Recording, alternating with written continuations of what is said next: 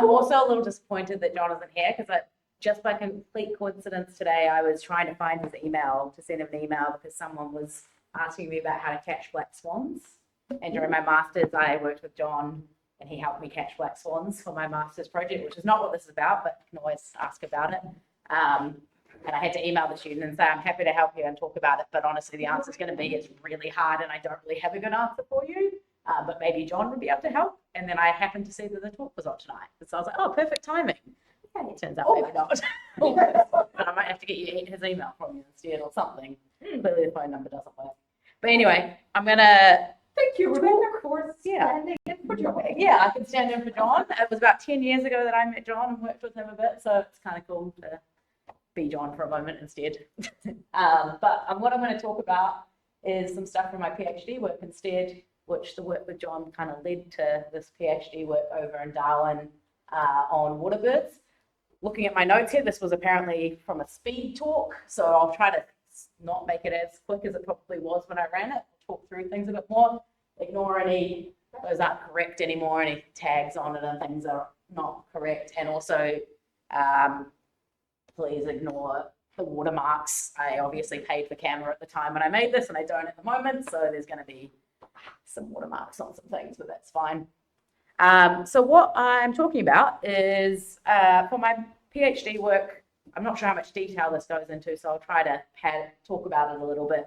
But my PhD was on magpie geese. This bird here, my earrings as well, is a big water bird in Northern Australia. Not sure how many people are familiar with the magpie goose. It's a big water bird. It's kind of in its own little family. They've got clawed feet and hooked beaks, so they can perch up in trees. They like to spend time in Darwin out on the mango orchards, which is why we started doing some research on them, because the mango farmers weren't very happy with all of these magpie geese showing up on their mango orchards, trampling all over their sprinkler systems, also eating the mangoes, although it's a little bit questionable about how much damage they were really doing. But they were concerned that they're causing all this damage to the mangoes. They definitely like the mangoes. Whether they're actually eating them or only eating the ones that have already fallen on the ground is probably the questionable part. But they were concerned about them, but at least some of them didn't just want to get rid of them, and they can't because they're a native species. So we wanted to find ways that we could better understand how they move and how we could better manage them. The master's work that I was doing before this on black swans was around the Auckland airport, and it was also about management, tracking their movement, looking at how they move around the airport, how they respond to management. So it kind of translated into this PhD work, which was kind of meant to be from my side of it, looking at how they've been moving over the last decade or 2 decades and what we can kind of infer about how that's been changing. Not sure how this talk will progress, but I can say now, as it turns out, that's not really what I ended up doing. I ended up focusing a lot on weather radar and how we could track birds with weather radar, which was something pretty new to me, and so it kind of took over my PhD. So what I'm talking about here is kind of bridging the gap between those individual movements. This one here, if you can't tell, has got a tracking device on its collar on its neck. So looking at how we can bridge those individual movement patterns and more population level, larger movement patterns, especially since often when we're doing tracking stuff, we end up with 5-10 birds that we're tracking and trying to infer something about the whole population, which is not the best. That's something there. So you've got the animal telemetry, which I'll talk about a little bit, the tracking devices, and also how we can track them with weather radar, which we're probably more familiar with seeing it something like this, or this is the BOM, the Bureau of Meteorology app in Australia, which looks a little bit fancier than our ones, and their radar network's a bit fancier. But using this rain radar app, just like what you're used to seeing when it's raining outside and you want to see if you're going to get soaked. So what we kind of need to know here is that high rainfall is actually equals high reflectivity on the radar. So when you've got a high reflectance value from the radar, that is when we've got high rainfall. And weather radars, the other important thing is that they're not just detecting rain. They're detecting anything that's in the airspace. Whether it hits that beam, which I think I talk about a little bit, but we'll, go back. don't talk about it in this one because it was a speed talk. So essentially what we're looking at is when the radar sends out its beam to detect water, anything that's in the air, it's going to reflect back to that radar and it's going to give it a single signal. It's going to tell it how much stuff is in the air, also usually what direction it's traveling in, whether it's towards or away from the radar. And with some radars, not the ones that we use for this, you can also get kind of like a pattern of distribution of those things in the air. So if it's something like insects, it's going to be kind of evenly distributed just with the wind. Whereas when you have things like birds, they're going to be clumped together. And so you get these more distinct patterns that you can actually detect on the radar. It's not something that's done in New Zealand, really not at all that I know of. In Australia, it was only just starting to be used, being used for insects, not really for birds though, and a little bit on bats. So we were pretty much looking at what they've been doing in places like the US and Europe and seeing if we could apply it in Australia to the magpie geese. And the great thing about weather radar, even though it's not meant for this purpose, is that it's generally archived. So in Australia, we had potentially 10, 20 years of records of where these birds may have been, roughly how many of them there would be, and how they're distributed around that environment, which in Darwin, they've been tracking these birds and not tracking, sorry, they've been doing population counts quite regularly because they're hunted and you're allowed to hunt them, but they have to set bag limits. So we wanted to compare that data, which I will possibly talk about. But the first thing that we did was we tracked some magpie geese. At this point, at least in this talk, we had tracked 7 magpie geese apparently in Northern Australia. I think we added more as the project went on. There was kind of another PhD project going alongside mine. And we were using these satellite tracking collars and over 2 nesting seasons and compared the space use of the birds with estimates of goose density from the radar. So that's what we're looking at here.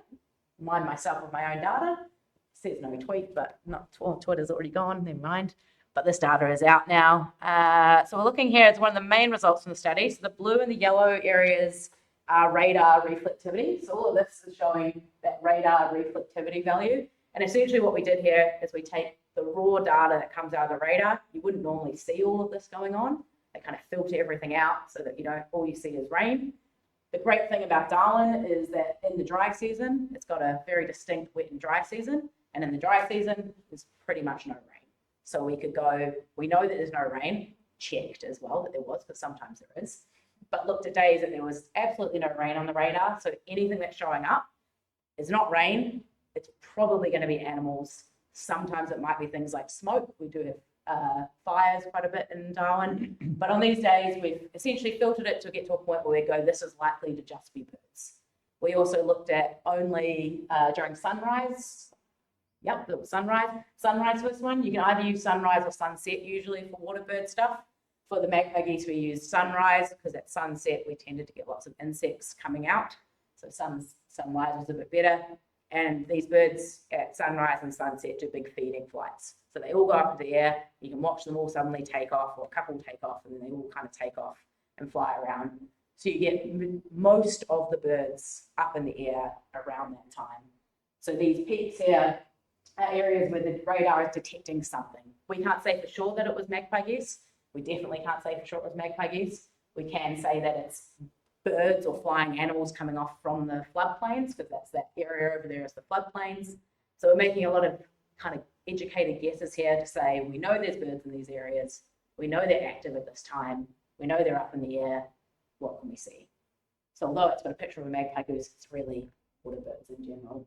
But anyway, the yellow areas are high areas of waterbird detection on the radar, and our pink and orange here are our detections of our birds using the collars. So essentially it's showing like their core areas of detection and then kind of larger 50%, 95% kind of coverage of their flight areas. So what you're seeing over here is some birds that are being detected or that are truly there that aren't being detected by the radar. This is essentially, the radar should be able to detect all the way out to here, but for some reason something's blocking the radar. Probably the topography, could be trees, could be anything. Most likely in this area, it's topography is causing this to get blocked out. So we know there's birds not getting detected. Whereas on this side, which is actually one of their big kind of big nesting areas and areas that they're commonly found in the floodplains, we're seeing birds being detected within these kind of core areas. The other thing that we're going to always have is a little bit of like an offset, because as the birds take off, we want to know where they are on the ground, but as they take off, they're kind of moving away and then they start milling around up in the air. So it's never going to line up perfectly, but it can give us some ideas of where those birds are.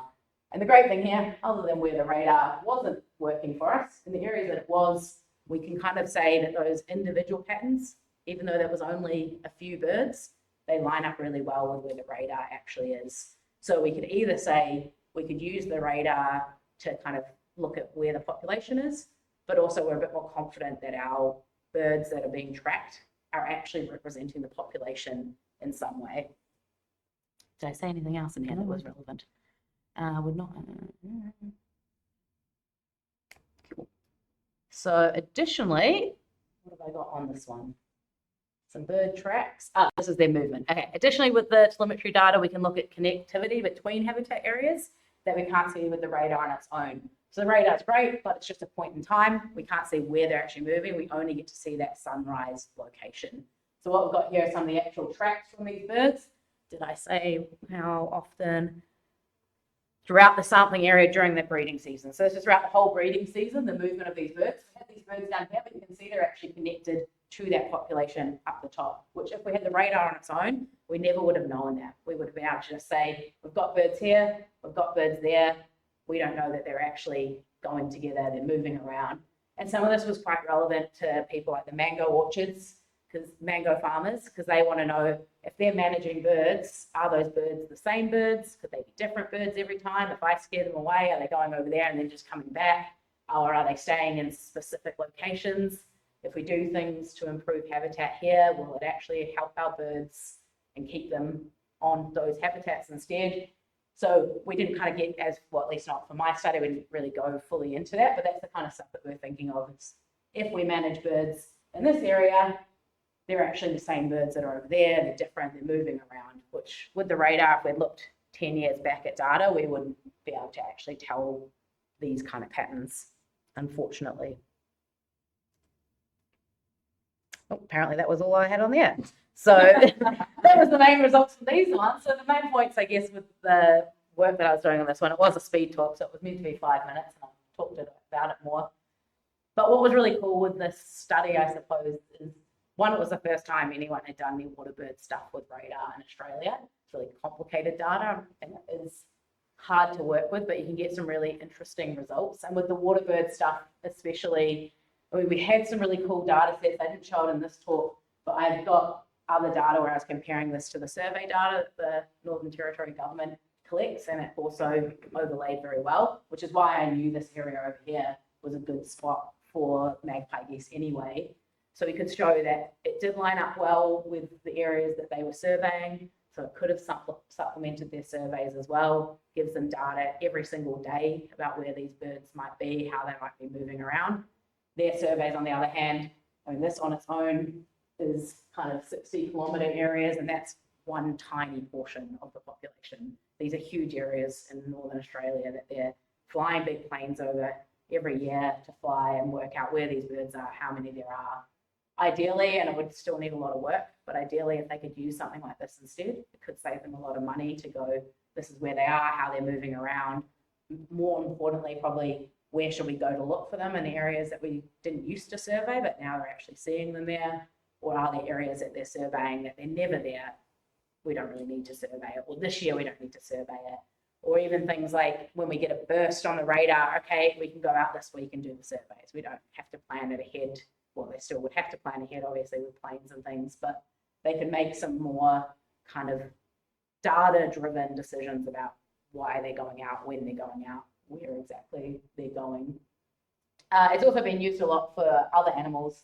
The Waterbird stuff's actually quite hard to do it for because they're not really like distinct locations. Like I was saying, they take off and they're going to kind of filter around in the air. They're not just in one spot. There was some other research that was going on at the same time as on bats, and because they come from a roost or a roosting tree for the ones they were looking at, you get these really distinct ring patterns on the radar, which was really cool. So they're really obvious where they are. They've got really good population data for it, so you can kind of match things up a little bit more. Now that I'm far enough away from my PhD, I'm more willing to think about radar again. It's kind of taken me a while to not be traumatized by looking at radar images. And I'm surprised I remembered so much from this. But New Zealand as well is a unique environment for it. Something I haven't looked at too much for here, but because we've got such kind of rough topography and big hills and things, you're going to get a lot more of this going on, this blockage on the radar, areas that just have no coverage. And then the other interesting problem we have in New Zealand is around data, and the weather radar data isn't open access in the same way it is in Australia, because at least it didn't used to be, and from what I hear it still isn't, but because Met service isn't fully open, it's for commercial purposes still, so there's more restrictions on data. Australia, you can download this data within 72 hours and it's up there, it's all freely available. So at least when I was doing mine, it didn't look like it would be something you could even do here very easily. I'm sure they make things available for research and things, hopefully, but it wasn't very open before, which is unfortunate as well. Yeah. And what about rain? Because in New Zealand, I think it rains a bit more. Yeah, so that's the other problem. So we've got a perfect scenario in Darwin where in for half the year, there's no rain, you don't have to worry about it. So you can do things to get around the rain. Mostly though, for my research at least, we just went, if it's raining, we just bin that day. We're not going to use that data. We were lucky, it wasn't raining. When I first moved to Darwin, there was the first season I was there was 150 days straight of no rain for the dry season. So that was pretty great. I mean, it's dry season at the moment over there and they've just had some big rain randomly out of nowhere, but normally it is perfectly fine. So that'd be easy. Here, without the fancier dual polarized radars, the ones that you can actually get the patterns on them, it would be pretty tricky in comparison, I would say. I mean, I haven't tried it when it's raining. And I know that there's people who do stuff in the US even when it's raining, but they're usually using the radars we just don't have here that I'm aware of, at least. Even in Australia, they're only starting to kind of change their radars as they put new ones in and upgrade them. So a lot trickier. Not as usable here, although maybe there's some things you could do still. I mean, you can still take days if it's not, but it's never going to be the same. It's dry season in Darwin with no rain for 150 days. Although that was a rare kind of season, to be honest. Yeah. Cool. Any questions? Yeah. Yes. What was the solution for the mango farmers? I mean, like most management of waterbirds, if anyone's done waterbird management stuff, there's never a good answer for waterbird management. They just, as far as I'm aware of right now, they still kind of just deal with it. So there were a few things we tried that were tried as part of that. Some of them I was involved in, others I wasn't. One was drones, chasing them with drones. So as part of that project, although I was just filming the drone, chasing with drones. But pretty much what happened with that, similar to what happened with my own study with the black swans, is you scared them away, and with the drone, they pretty much flew off up over the drone and turned around and landed behind it as you flew down the lane, and we're like, cool, we'll just stay here. Or when we were tracking them, some of them were fully scared off, but within a week they're back, and in between they just go to the neighbour's farm anyway, and so then the neighbours got to deal with them now. They tried, even though it was never going to work, but they tried like chili spray, but birds don't really care about chili capsaicin, so it didn't. It was tried. The farmers really wanted to try it, even though we had told them that they'd been told it's not going to work. They don't care, and so they put there's some great photos of these massive piles of mangoes, of all the ones that were going to get thrown anyway, and they put them out and we put cameras on them. They completely doused some of them, and apparently it was an awful field work to do because they all got hit by it in the process of spraying all of these mangoes. So they covered them with chili spray, and the next day all of the mangoes were gone. They smashed all of them. Had a great feast, and they never normally eat that many mangoes because they only really eat them when they fall off the tree. Yeah, they just like chili mango, really. So the chilies didn't work. They were never going to work, but they didn't work. Chasing them didn't work. Really, I'd have to go back and look at a report from it because it was really the other student I helped her out with it a lot though. The ideas that we would always go back to would be improving habitat in other areas or giving them things on the farm that they prefer to be around than the sprinklers and the mangoes. Really, I mean, when we were out there, we very rarely saw them eating the mangoes from the tree. Maybe if there was one really low, so keeping them higher up and preventing them from being able to reach the low ones. They were eating them if they were on the ground, and usually they'd be knocked off by other birds and other animals. So if anything, like the parrots and the bats and things are going to be worse than the magpie geese because they're actually on the trees and messing with them. Occasionally you saw them on top of the mango trees, but really they roosted in the big trees nearby. So if you have a nice native forest block next to your block, they'll go roost there. So it's all of those things which I mean, as an ecologist, we'd rather hear is that it's probably going to be improving things for them, not trying to stop them on the farm.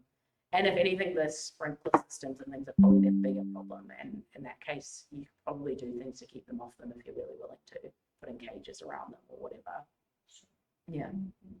But I mean, it was similar with the black swan study, and that was pretty small as well, and ended up being a bit more on the technology, but we saw the same kind of things. They'd chase them, they'd go away. If anything, when they chase them, that's when they go over the runway. So it's the only time. Otherwise, they sat in the water all day, every day, just going backwards and forwards with the water. They didn't really even fly very much at all. So sometimes the management makes it worse, if anything. Yeah. I don't know what they do now at the airport, though. Yep.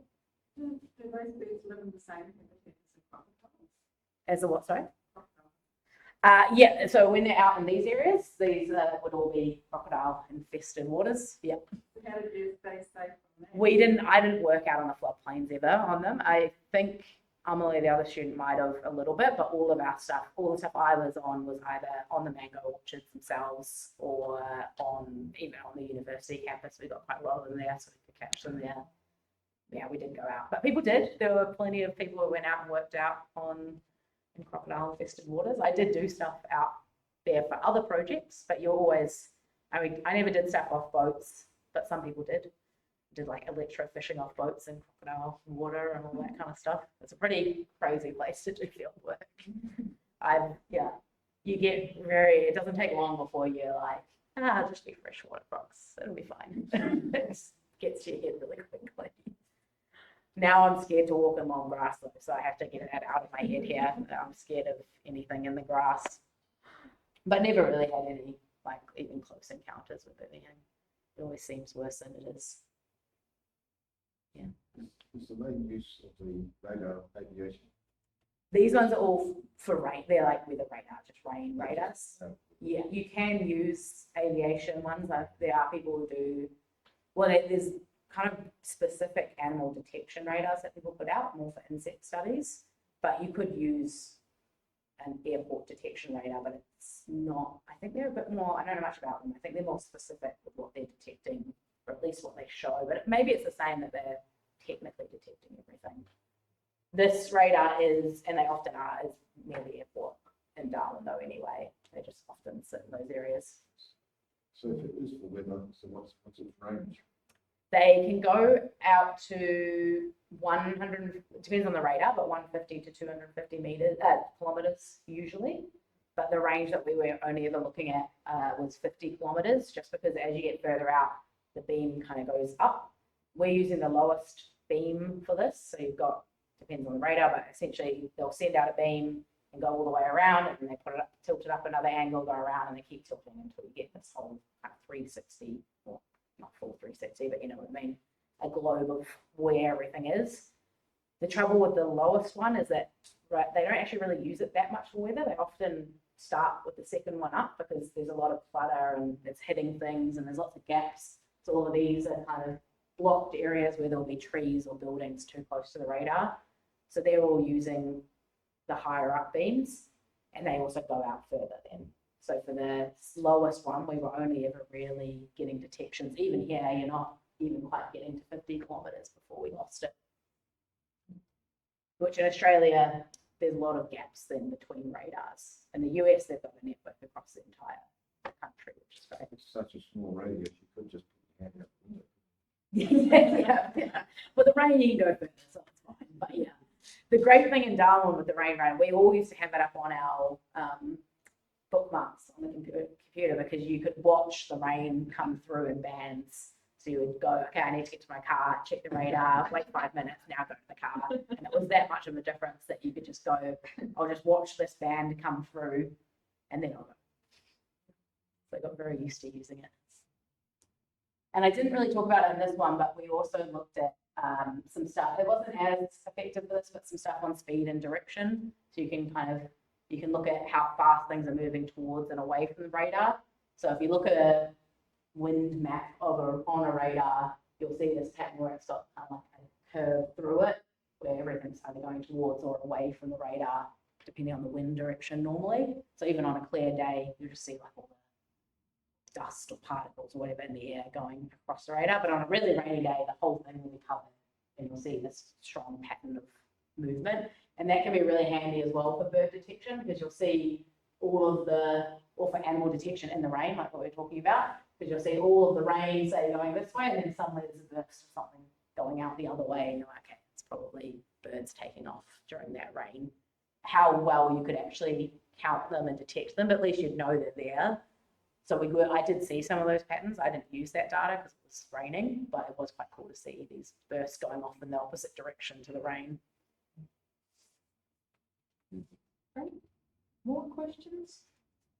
What's the bird on your shirt? This one, yeah, I assumed it was meant to be a brolga because it's all Northern Territory things, and it's not a jabiru. So there you go, brolga, I assume. Cool. The good jumping crocodile in the back. Of course. If you ever go to Darwin, you can see them jumping out of the boats. Cool. Well, thank you Yeah. very much. Good to know I still knew about that stuff. Absolutely. Since you've also done a talk for us not very long ago, I am still giving, we're in the same year, so you're getting the same present. I'm sure you've got more. I'll find some one to put Good. kittens to, yes. Perfect. I have some kiddo flying into my window again. Yeah. Well, otherwise you can, they work really well on other surfaces as well.